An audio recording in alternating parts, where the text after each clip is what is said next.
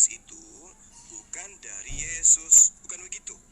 Dari mana Pak Juma tahu bahwa surat-surat Yesus itu bukan dari Paulus, bukan dari Yesus? Dari Anda sendiri yang mengatakan bahwasanya surat Paulus itu bukan dari Yesus. Saya kan mengatakan tidak diketahui dari Alkitab. Nah, sekarang begini. Kalau tidak ada bukan berarti harus seperti itu. Berarti Anda tidak tahu, berarti Anda mengimani sebuah buku yang sumbernya tidak jelas, kan begitu? Saya ulang pertanyaannya. Apakah Yesus mengenal surat-surat Paulus? Tidak. Ya tidak. Ilham gimana? Yang menjadi sumber firman itu siapa? Yesus atau Paulus? Oke, saya di sini bukan untuk diinterogasi Pak Juma. Saya ingin belajar tentang keislaman. Tapi kalau Anda menginterogasi kami bisa. Anda giliran diinterogasi nggak bisa. Kan di sini kan diri Muslim. Kalau Ya, Pak Juma mau ini room dialog lintas agama, Bung. Oke. Kalau Bung Juma pengen tahu tentang kekristenan, silakan masuk ke room Kristen. Kalau di room Islam kan harusnya membahas tentang keislaman. Loh, bukan begitu. Ini room bukan untuk room tanya jawab Islam. Ini room dialog lintas agama. Tadi Anda sudah bertanya tentang Islam, giliran kita yang bertanya tentang agama. Jangan takut. Kalau Anda sudah mengakui bahwa surah Paulus itu tidak dikenal oleh Yesus, sudah selesai di situ. Jadi kita harus simpulkan, ajaran yang membantah semua ajaran Yesus itu bukan bersumber dari Yesus. Dengan kata lain, Kristen ini agama yang bukan berasal dari Yesus, tapi dari Paulus. Kan gitu kesimpulannya. Ya, terserah Pak Juma saja lah. Kalau bernarasi itu bersumber dari Yesus semua. Karena nah ini bagus ini. kabarkan Oke. Nah sekarang kalau saudara mengatakan ajaran Kristen ini bersumber dari Yesus, coba Anda tunjukkan kepada saya ajaran Yesus yang membahas tentang pembatalan hukum Taurat. tidak ada pembatalan hukum Taurat. Nah, bagus. Menurut Yesus tidak ada pembatalan hukum Taurat. Tapi Kristen ini adalah agama yang berdiri di atas pembatalan hukum Taurat. Nah itu artinya kesimpulan kita, agama Kristen bukan berasal dari Yesus. Kan gitu Pak? Anda salah paham dengan ayat itu, Bang Suma. Tunjukkan kepada saya, Robi, kalau agama Anda berasal dari Yesus. Silakan Anda baca dalilnya itu, Kang Suma. Dalil yang mana, Akang? Yang Anda narasikan tadi itu. Gini. Di dalam kitab saudara, Kristen ini berdiri jelas sekali adalah hasil manifestasi pembatalan hukum Taurat. Dan itu sumbernya dari Paulus. Sedangkan ketika ditanya sumber utama tentang ajaran Paulus ini sumbernya dari mana? Ternyata tidak bersumber dari Yesus. Nah, kita lihat di dalam pernyataan Yesus sendiri menurut penulis kitab saudara, Lukas 16 nomor 17. Lebih mudah langit dan bumi lenyap daripada setitik hukum Taurat itu batal. Itu dibungkus dulu tuh, dibungkus. Nah, kemudian kita buka bungkusan baru. Ajaran Paulus.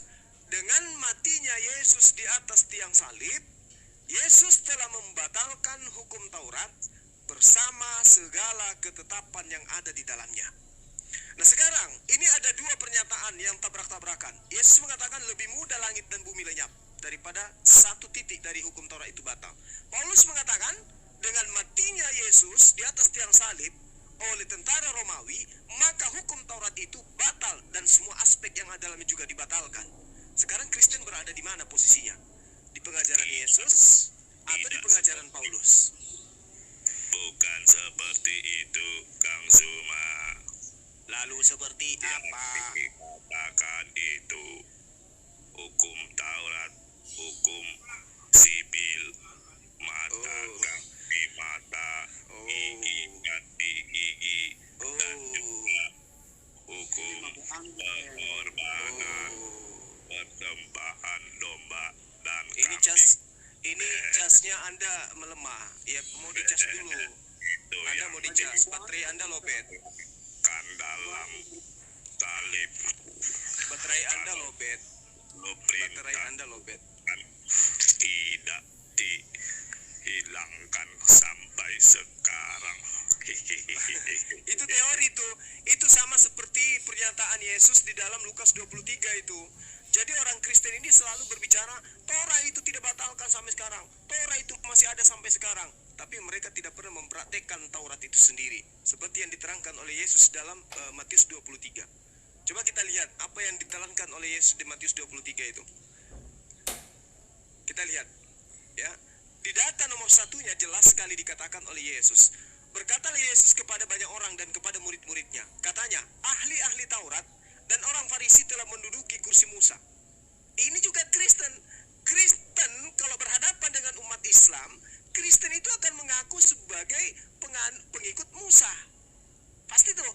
Makanya umat Islam itu selalu ditertawakan. Islam ini siapa sih? Islam ini siapa sih? Tidak ada keselamatan di luar daripada daripada Yahudi.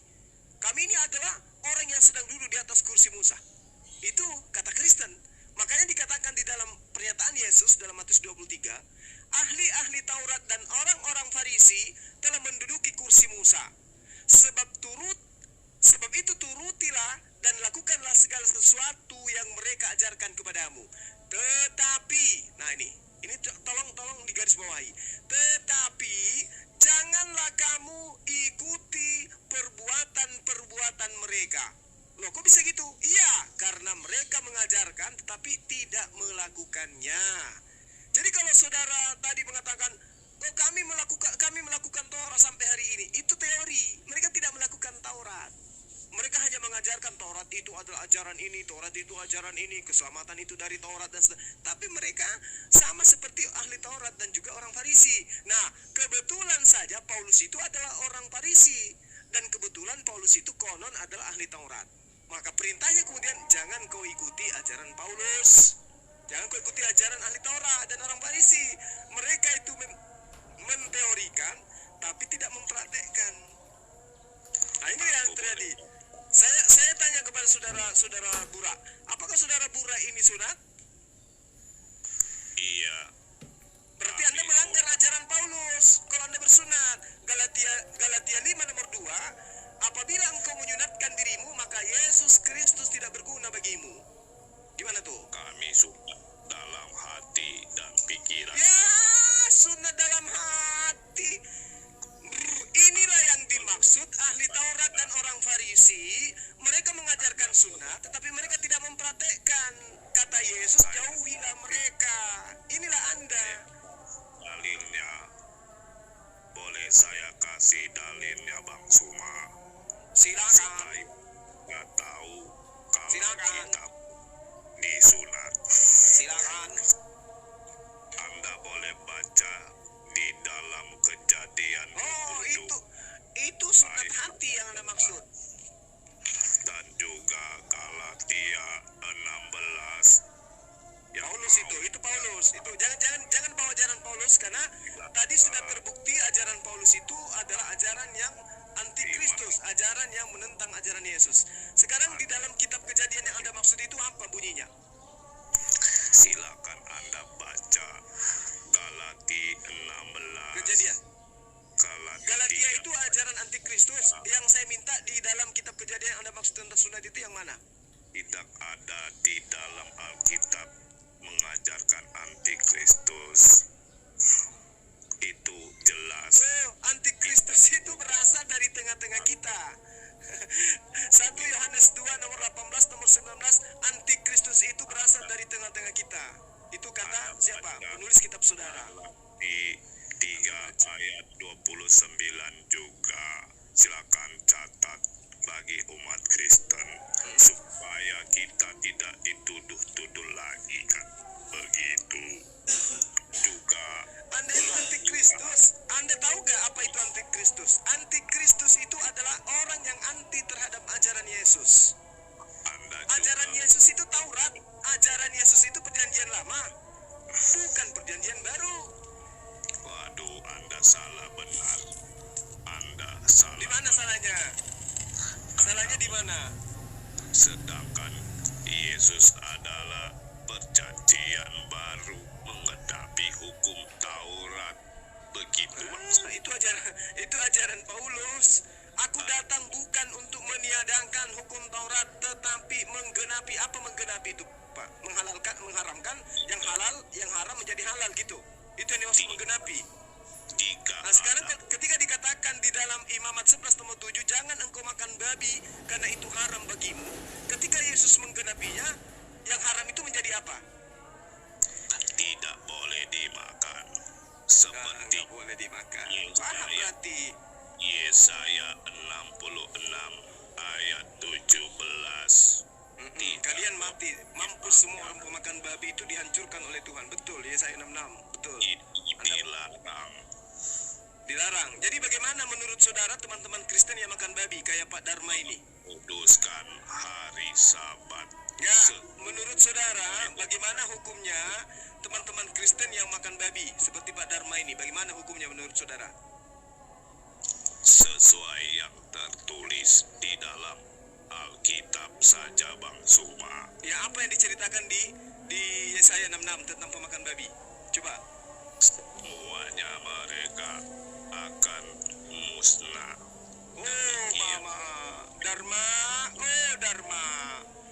Pemakan babi menurut saudara Bora itu semuanya akan musnah menurut Yesaya 66. Masihkah Anda betul. Masihkah Anda makan babi, saudara Dharma? Ya terserah Pak Juma saja lah. Lo kok jadi saya yang terserah? Oke. Saya mau bertanya ke Ustaz Awad ya.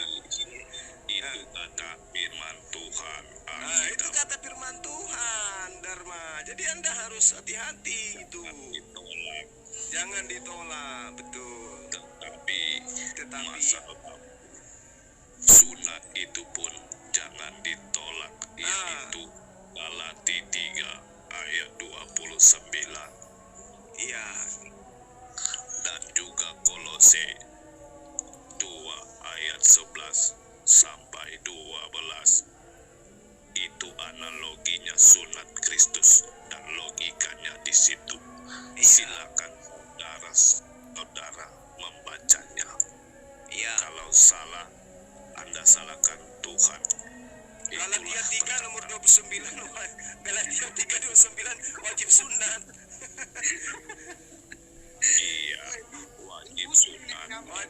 Iya. Anda Kolose 2 ayat 11 dan 12 dan Kolose 3 ayat 16. Waduh, saya dikerjain ini kayaknya ini.